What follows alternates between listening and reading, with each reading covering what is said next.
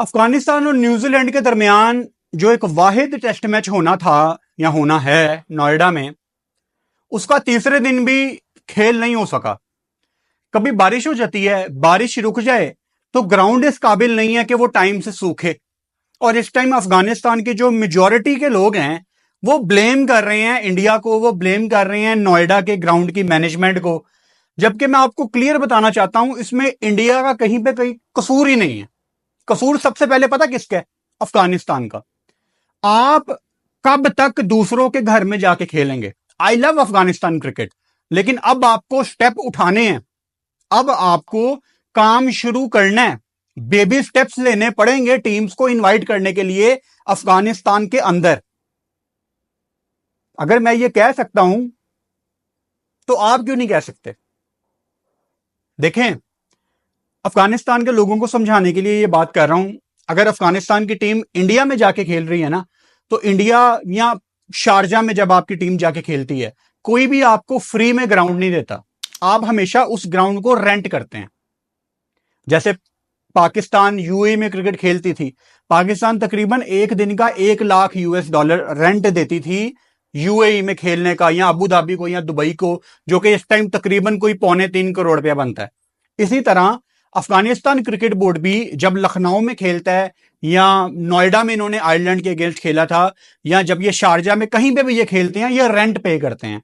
अभी बीसीसीआई का domestic structure सारा ऑन है, डोमेस्टिक सीजन सारा ऑन है। वो डोमेस्टिक स्ट्रक्चर उनका इतना मजबूत है कि वो कॉम्प्रोमाइज नहीं करते, नहीं करना भी नहीं चाहिए। उनका देहरादून अवेलेबल नहीं था, जिसको अफगानिस्तान कंसीडर करना चाह रहा था। उनका लखनऊ अवेलेबल नहीं था, उनका नोएडा अवेलेबल था।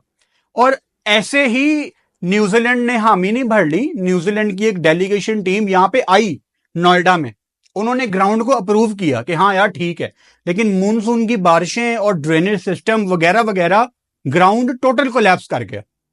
इससे अफगानिस्तान के लोग और क्रिकेट बोर्ड गुस्सा तो बहुत कर रहे हैं, लेकिन आप जब किसी दूसरे पे डिपेंड कर रहे हैं तो कोई दूसरा आपको कितना बचा लेगा?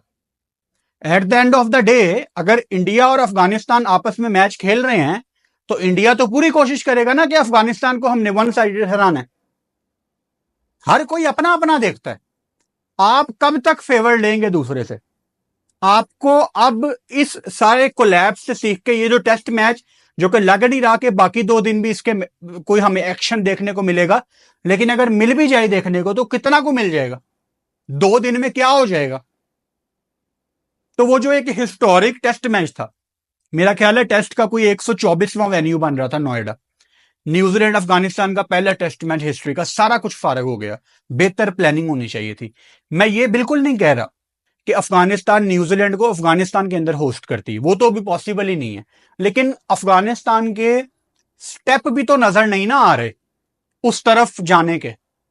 ये जो बड़ा मुश्किल लफ्ज है शपंगीजा, ये जो आपकी एक लीग होती है, मेरे लिए बड़ा मुश्किल वर्ड है। अगर मैं गलत बोल रहा हूं तो आई एम सॉरी, मुझे आप ठीक कर सकते हैं कमेंट बॉक्स में इसकी प्रोनाउंसिएशन बता के। ये जो आपकी स्पंजीजा लीग होती है, इसमें मैंने अक्सर देखा है फॉरेन कमेंटेटर भी आते हैं, कोई 3-4 आपको फॉरेन प्लेयर भी खेलते नजर आते हैं। क्यों? आप उनको पैसे देते हैं। तो यही आपको शुरू में करना पड़ेगा। जब पाकिस्तान पे वो अनफॉर्चुनेट टाइम आया 2009 वाला, जब हमारे पास क्रिकेट नहीं थी, तो जब 2015 में जिम्बाब्वे की टीम आई तो हर प्लेयर को $5,000 दिए गए थे पाकिस्तान क्रिकेट बोर्ड की तरफ से। ये छोटे छोटे स्टेप होते हैं अनफॉर्चुनेटली जो आपको लेने पड़ते हैं दुनिया का कॉन्फिडेंस बहाल करने के लिए। तो अफगानिस्तान का मुझे कोई स्टेप नजर नहीं आ रहा कि अफगानिस्तान में क्रिकेट आ जाए। देखें, नोएडा में बारिश हो गई, मैच नहीं हो सका। इंडिया को ना उसका कोई फायदा है ना उसका कोई नुकसान है। आपका मैच था, और आप जब किसी दूसरे के घर जाके खेलते हैं तो दूसरा कितनों आपकी परवाह कर लेगा? आपने तो बल्कि उनको पैसे भी दे दिए रेंट के, वो तो पैसे भी खा गए आपके।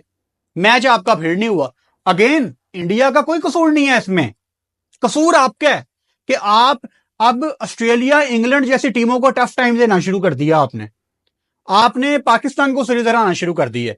श्रीलंका बांग्लादेश को भी आप टफ टाइम देते हैं। आप अभी तक उस तरफ जा ही नहीं पा रहे कि हम इन टीम्स को अपने पास इनवाइट करें।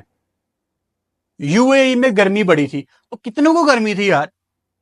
मतलब मैं आपको बताऊं, ये सितंबर चल रहा है ना, सितंबर में ही मैंने पाकिस्तान वेस्ट इंडीज की सीरीज थी या पाकिस्तान श्रीलंका की सीरीज थी, मैंने अबू धाबी में कवर की हुई है। टेस्ट मैच पाकिस्तान श्रीलंका था शायद, सुबह 8:30 बजे खड़े होके हम टेस्ट मैच में काम करते थे ग्राउंड में। इतनी भी कोई गर्मी नहीं होती, और जब बहुत ज्यादा गर्मी होती है, जो कि इस टाइम है यूएई में, तो उसके तरीकाकार होते हैं। मुझे याद है वो पाकिस्तान श्रीलंका की सीरीज थी, फिर उसके बाद पाकिस्तान वेस्ट इंडीज भी थी, कुछ ऐसा सीन था यूएई में, सितंबर अक्टूबर की बात है, यही गर्मी वाला सीजन था। टेस्ट मैच में, अबू धाबी में टेस्ट मैच था, जिसमें वो रंगाना हैरत ने तबाही मचा दी थी। उसमें हर 3 ओवर के बाद ड्रिंक ब्रेक होती थी, हर 3 ओवर के बाद प्लेयर की एनर्जी बूस्टअप। तरीके बड़े होते हैं यार।